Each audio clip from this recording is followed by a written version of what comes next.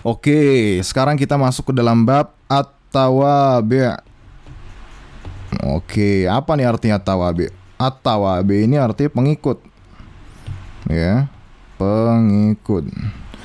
Nah, di bab ini ya kita akan masih masuk ke dalam keterangan tambahan pada kalimat.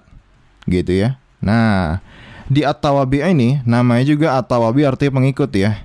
Jadi dia adalah kelompok kata ya dalam kalimat yang tanda i'rabnya itu enggak mutlak gitu ya. Berbeda kayak fa'il, mubtada dan khobar yang harus marfu atau maf'ul bih misalnya yang harus nasab ya. Nah, kalau at-tawabi ini namanya juga pengikut ya. Dia ini akan mengikuti ya kata yang diikuti ya.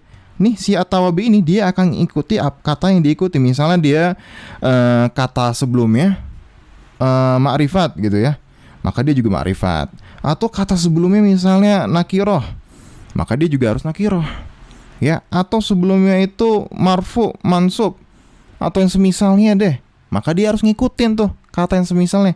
Namanya juga, judulnya juga at-tawabi, pengikut, maka dia harus ngikutin ya kata yang sebelumnya.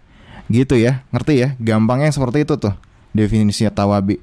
Nah, jadi at-tawabi ini terbagi menjadi 4 macam, teman-teman sekalian ya. Apa aja itu pembagiannya? Yang pertama, nomor 1, ada yang disebut sebagai an-na'at. Sering dengar ya, an-na'at. Artinya apa na'at ini? As-sifah, sifat ya, sifat gitu. Nah, yang kedua ada yang disebut sebagai al-'atuf. Ya, al-'atuf. Al-'atuf ini kata sambung ya. Kata sambung. Oke. Yang ketiga ada yang disebut sebagai at-taukid. At-taukid. At-taukid artinya penekanan. Oke. Yang keempat ada yang disebut sebagai al-badal. Ya. Artinya apa badal? Pengganti. Oke, ini dia. Jadi at-tawabi ya, pengikut ini di dalam bab keterangan tambahan pada kalimat ini terbagi menjadi 4.